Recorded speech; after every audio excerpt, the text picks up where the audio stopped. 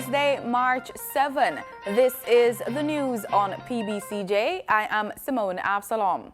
The 2019-2020 budget debate gets going at Gordon House this afternoon with the opening contribution from the Minister of Finance and Public Service, Dr. Nigel Clarke.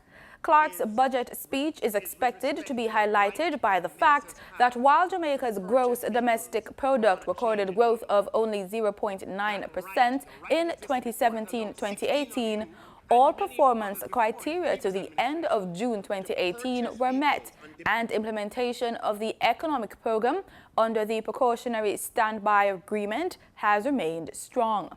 Tax revenues continue to be robust, bolstered by the continued profitability of companies, increased employment levels, and higher consumption. Education Minister Senator Ruel Reid said Tuesday that the National Council on Education, NCE, will be subsumed into the ministry but will continue to advise the minister.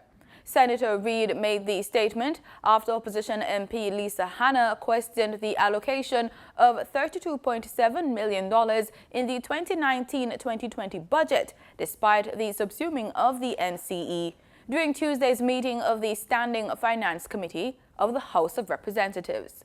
The funds were allocated to the NCE to meet operational expenses. The NCE has the task of informing policy recommendations to the minister, recommending appointments to school boards as well as training board chairmen and members. The move is part of government's plan to merge 18 additional public bodies into parent ministries, or for them to be closed by September this year. But opposition spokesperson on education and former minister Ronald Thwaites felt that the move could compromise the independence of the NCE as an advisory board to the minister. But Senator Reid insisted that the functions of the NCE would not change and that the Secretariat would continue to be active. The Standing Finance Committee was reviewing the 2019-2020 estimates of expenditure. A pilot foster care project will be undertaken over the next year as the government moves to place more children under state care in stable family settings. The pilot is part of a 3-year program between the Child Protection and Family Services Agency, the CPFSA, and the Family Life Ministries, the FLM.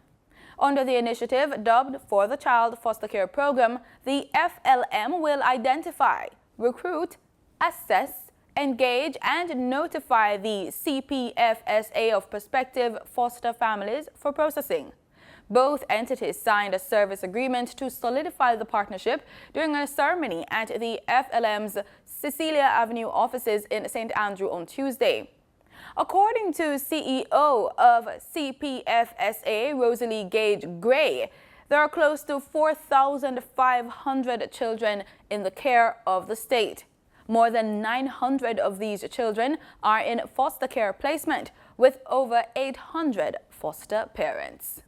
Health Minister Dr. Christopher Tufton is reporting that the dengue virus peaked around 2 to 3 weeks ago and that normality could return to the health sector in another month. The minister's disclosure came in Gordon House this week, where the Standing Finance Committee of Parliament examined the budgetary allocations to his ministry. Even while admitting that the virus was still a clear and present danger, Tufton indicated that there was reason to be optimistic as dengue cases are tapering off. Still very sensitive to the Aedes aegypti, the mosquito, and the fact that they're out there, but the team are still in the field, still working, but we have reason to be hopeful that we may get back to normality by March, in another month.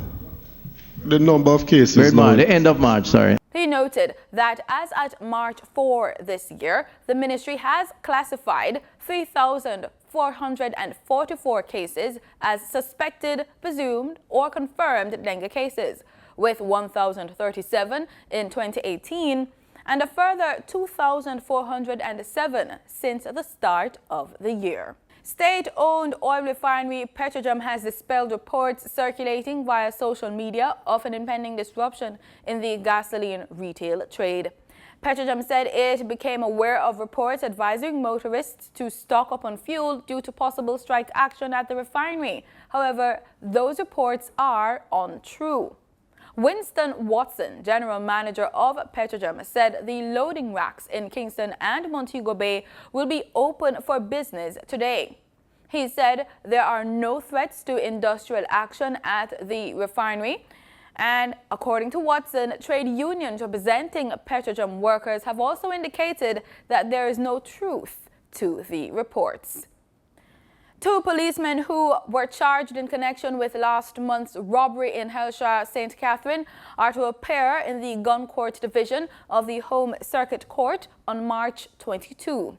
The accused, Ralston Parchment and Renique Pearson, were charged with illegal possession of firearm, assault at common law, and robbery with aggravation last week Friday after they were pointed out in an identification parade.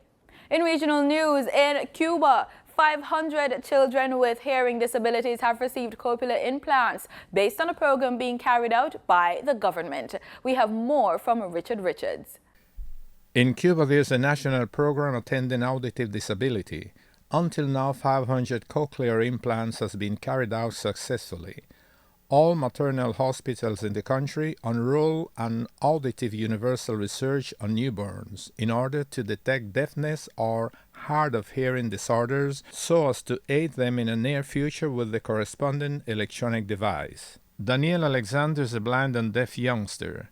He wears two electronic devices known as cochlear implants. Yo nací antes de tiempo. Yo tuve muchos problemas, retinopatía prematuro y eso me complicó, me pusieron oxígeno. Daniel Alejandro is one of the 5,281 children and teenagers with auditive or hard-hearing disabilities. For them, the Ministry of Health carries on a program which is complemented by an international project and whose counterpart in the country is the Cuban Council of Churches. Estamos en el marco también de un proyecto de colaboración con la organización no gubernamental Christopher Blind Mission, que es una ONG que trata temas de discapacidad auditiva y discapacidad visual fundamentalmente. El proyecto es fundamentalmente dotación de equipamiento. 80% del financiamiento corresponde a la compra de equipamiento para rehabilitar 23 servicios o unidades de salud en 4 provincias del país. En Cuba es una situación que es única, yo diría incluso a nivel mundial, por el gran desarrollo de los recursos humanos que tienen los profesionales de la salud en Cuba. Without any doubt, the best result of the national program attending auditive disability is to better off the quality of life in these young patients and their families. Thanks to the efforts of the government, the Council of Churches of Cuba, and to Christopher Blind Mission Organization, Daniel Alejandro and his friends are no longer living in a silent world. Direct from Cuba, Esther Lilian Gonzalez and Richard Richards, Canal Caribe. Venezuela has given Daniel Kriener, German ambassador to the country, 48 hours to leave, accusing him of meddling in internal affairs. According to the BBC, Kriener was among the diplomats who helped opposition leader Juan Guaido to return to Venezuela on Monday. Germany, which recognizes Mr. Guaido as interim president, says the decision will only escalate tensions. Meanwhile, the United States says it is revoking the visas of 77 more people linked to President Nicolas Maduro. They include government officials and their families. On Friday, 49 other people had their visas revoked as part of the U.S. pressure on Mr. Maduro to resign.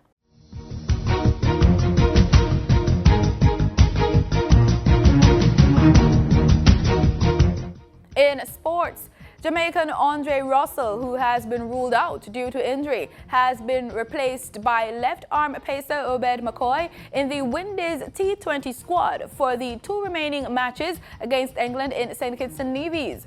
McCoy made his 50-over debut last year in India. Despite Russell's absence, 5 Jamaicans, Chris Gale, O'Shane Thomas, Sheldon Cottrell, John Campbell and Fabian Allen remain in the squad, which is completed by Captain Jason Holder, Carlos Brathwaite, Darren Bravo, Shai Hope, Shimron Hatmar, Ashley Nurse, Nicholas Puran, and Devrandra Bishu.